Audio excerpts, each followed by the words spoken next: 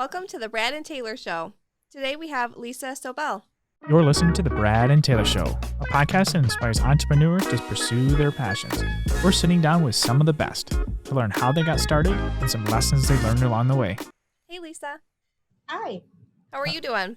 I'm good. How are you? We're good. We're doing good. So tell us a little bit about kind of what you do. Well, I am a full-time realtor and associate broker with Real Estate One in Southgate. Mhm. And I'm very busy. I stay busy. I have a really large sphere of influence, so that helps me to stay busy. Love Sweet. my office. I have great people that I work with. That's awesome. I like it. So when you were younger, did you was this your plan when you grew up, or was it what was your plan? Did you want to be an agent? It was not my plan. It wasn't my plan until we bought our house in 1999, but my husband bought his first house in 93. Uh-huh.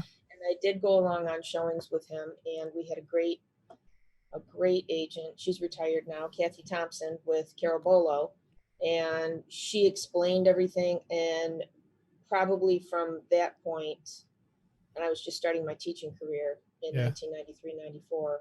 Probably from that point, I decided when I retire teaching, I want to do this. Yeah, that's awesome. Yeah. So how long did you do teaching? 23 years. Nice. Did you when you switched over to doing this, did you just jump straight into it, or did you kind of gradually work into the real estate market? I gradually got my feet wet. I wanted to get all of my training out of the way. I got my coursework and my testing done in 2015. Uh-huh. And it was my goal to just go ahead and get the 25 years in teaching. Yeah. But I started getting so busy with real estate, it kind of took over all my time. So Yeah. I went ahead and I retired early. Nice. You're like, well, 2 more years, or okay, let's just jump into it. That's awesome though. Yeah. Especially when you get it going and you're like, well, at this point I just got to run with it. Yeah. That's what I felt like. And my husband was very worried. He's been with US Steel forever, when it was National Steel, when it was Great Lakes Steel. So he's been there 33 years. So he doesn't really understand, or he's not of the mindset of moving up and onward. He's moved up and onward within his company because it's such a big company. He can do that. Yeah. But with teaching, there's only so many places you can go. Yep, Yeah. for sure. Mm-hmm. That's for Was sure. there any advice you got when you first started out in real estate, or even way back when you were teaching, even like when you were deciding to make that transition over? Was there any advice that you had gotten that kind of stuck with you throughout the years? Yes, it was. Don't do it. Don't do it.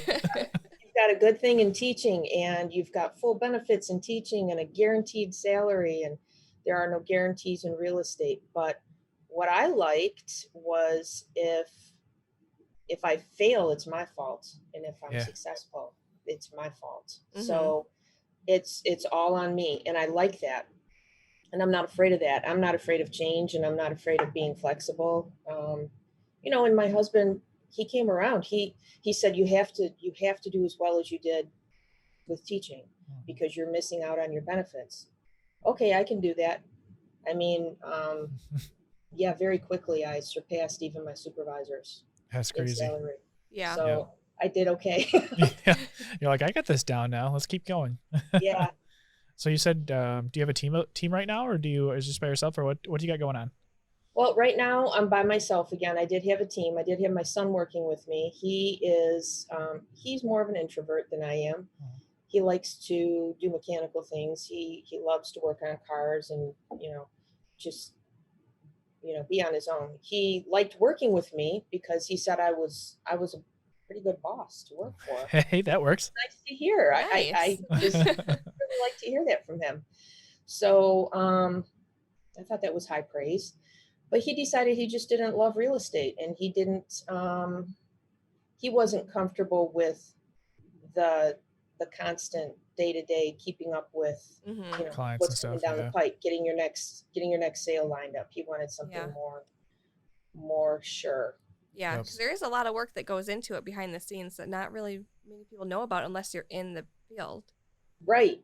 Oh, there is. So for instance, I feel like I am a I mean, I do both. I'm a buyer's agent and a listing agent, but I feel like I'm more comfortable being a listing agent. I know how I would like to be treated as a seller of a home. I'm very familiar and comfortable working with inspectors and the city certs in Wayne County. We have most of our communities now are doing the city certs program. And that just guarantees that you're purchasing a good house, a good, sound, safe house. So as far as the city is concerned, and those city certs are based off of, largely they're based off of FHA and VA requirements. So they're good requirements, and not all agents are comfortable with that. Yeah. Not all agents are comfortable working with sellers to the point that, yeah, you do have to fix this plumbing issue if you want this much for your house. You can get more for your house if this is a complete package deal. But I guess maybe that comes from teaching. I just kind of comes natural to you probably, Yeah. rather than others. Yeah. I get that. How long have you been in real estate? When did you make the transition over from teaching? Well, I was licensed in 2015, but I hung back and I kept teaching until 2017. So June of Okay. 2017, I retired, and it was long about probably the end of 2016. I got so busy that my phone didn't stop ringing, and you can't really take phone calls when you're in the middle of class. That's not okay. Yeah. And not everybody was understanding that I'm working here. I can't answer the phone for you. So I just had to make that decision, and that was my first summer into it, the summer of 2017. And then I did all right in 2017 to have started halfway through the year, and then 2018 was ridiculously successful. It was great. Yeah, take us to your first transaction. How did that go for you? Okay, so that came from, and this is a good point. That came from postcards. That was a Nice. postcard Nice transaction. work. So I sent out postcards to my zip code that I live in, and I got some business from that. And the reason that they chose me was because I'd grown up in that area, and I knew that area really well. So, and that was a very interesting one because it was a VA purchase. So it was my listing and a VA purchase. And I was lucky enough that the VA appraiser wanted to meet with me because it was a strange situation. So Brownstown is a township, and this particular subdivision was located in the Riverview zip code, but the Woodhaven school district. So this VA appraiser is like, I need your help here. And it was just this one little subdivision that crossed over into these areas. So I met him at the house, and he was so nice. He explained the entire VA appraisal process to me, and that just stuck with me. That was really nice. He was a Navy guy. I think he's retired now, but that was awesome. And it was a really great transaction, and a vet got the house, and it was wonderful. That's awesome. What is the worst property you've been to? The worst property I've been to may have been haunted. May have been. So I have severe allergies, and I can pick up on mold and mildew real easy just by breathing. And I could tell just before I even opened the door. You could smell it. Yeah. Oh man. On the porch. Bad one then. Yeah, there was also at that particular house, and one time it was a beautiful home. Yeah. We'd gone to the bank, and we walked in on a raccoon having babies. Oh geez. Wow, that one's a new one. Yeah. So it was riddled with moisture, and it was raining that day. It was raining inside the house, and these raccoons. So they were really cute, but I felt kind of awkward. I bet. You're like, what am I supposed to do? We have to leave. That's funny. So kind of going forward for the next couple of years, where do you see yourself going? Do you have any goals? Well, I already have my associate broker license. I'm terribly happy here with my company. I would like to just continue on and build from here. I set goals for myself I'd like to double this and triple that. So Yeah. we'll just stick with that. I'm very loyal, and I love Real Estate One. The company provides us with education, and Yeah. why go anywhere else? That's Yep. awesome. That's awesome. Yeah. So let's say you had to start all over today Mhm. and you had $1,000. How would you spend that first $1,000? In my business, Yeah. okay, the first $1,000 in my business, I would send out more postcards. Hmm. I would I just like put it. it out. I would send out more postcards. Now, and the more you invest into your business, the more business you get. Yep. So true. Mm-hmm. Exactly. That's awesome. So the first one you got from a postcard. So yeah, okay. Sending out more postcards. Would you go to other zip codes or?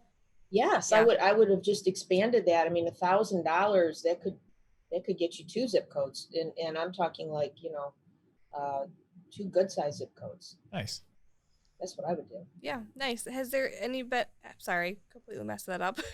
Cut that part. We're gonna re-ask that question. Okay. My words got to. Yeah. Anyway, have you read any business books that you could recommend to anybody starting out? Yeah, actually, and there are a couple of podcasts that I've listened in on. This one is I happen to have it. It's the Agent Mastermind, Mhm. and it's from Scott Hudspeth. It's really good, and it's a quick read. It's just a thin little book. Nice. I've bought it for other agents getting into the business. I have one of my friends from high school who is getting licensed, and she's going to come work with me. And Well, that's and I'm exciting. gonna give her one too. And yeah, it's a great book. And like I said, it's a quick read, easy to understand. Yeah. Sweet. I like it. Mhm. How can people get a hold of you? They can get a hold of me by phone. Text is best. And my email is lisa@realestateone.com. Awesome. Is there anything else you want to share with anybody today? Oh, yeah. So if you're in the market for a home, I'm sorry. I know. She says, I'm market sorry. right It's now. so true, though. I'm It's so crazy. sorry. We were just exchanging war stories. So my biggest defeat recently, since this market has started doing what it's doing with buyers, $40,100 over asking, Wow. 30 days free occupancy, picking up the certificate of occupancy, and an appraisal gap guarantee. Huh. Not with a cap, an appraisal gap guarantee, guaranteeing that they would get this 40,100 over, and they got Wow. shut. That's And they crazy. got shot down. They didn't got get it? shot down. Oh Wow. man. I mean, I was playing the prices right there with the $100 at the end, right? Yeah. Thinking that if somebody came in at 40, I had the extra $100 there. No, they got shot down. Yeah, it's a tough market right now. It's a tough market. It's a really, really tough market right now. Yeah. Wow. We got ours last year, like August or something like that. I remember like everything was going over asking then, but now it's like insane. It is. It's much worse. You got in at a good time. I know we did. You did the good interest rate, and you're in. So stay there. Yep. For sure. I can imagine trying to do it this year. Yeah. So that'd be crazy. Like you're trying to sell your house, you're good to go, but but you got to go buy one. Yeah. Then you have to buy one, and I'm seeing a lot of my clients are moving out of state, or they have property out of state, and they're just retiring. Oh. So they're in good shape because they have Yeah. something to go. But and then I have other clients that we have to secure their next home before we can list their house. Yeah, for sure. Yeah. So that's my advice: is make sure you have someplace to go. Don't leave yourself uncovered with housing, and get ready for a battle. Yeah. Yep. It's crazy. Well, awesome. Hey, thanks for coming on and sharing your story with us today. Yeah. Thank you for having me. Yep. Are these working? All right. Here we go. Oh, there we go. I think that worked. Should we tell them? Mine keeps falling. It doesn't like my voice. What do we got to tell them? Subscribe. Subscribe. What do we got to point at? Hey, I think there's a subscription button. Like It might be there might be right there too, somewhere. somewhere. Find it. It's red. Yeah. And it's Red. blue. It's green. I don't really know. It's a color. This mic isn't even attached. Did you plug these in? Well, I guess, I wonder if they can hear us. yeah, I wonder if they hear us. Well, we should probably tell them if they can hear us, we should probably tell them also give us a 5-star review if they're listening on Apple. That'd be cool. 5 stars, review. guys. Share it with everybody they can think of. We won't take 4 stars. I mean, Taylor, I don't even think these are on. I mean, No, I don't think this is working. This is not working. Yeah.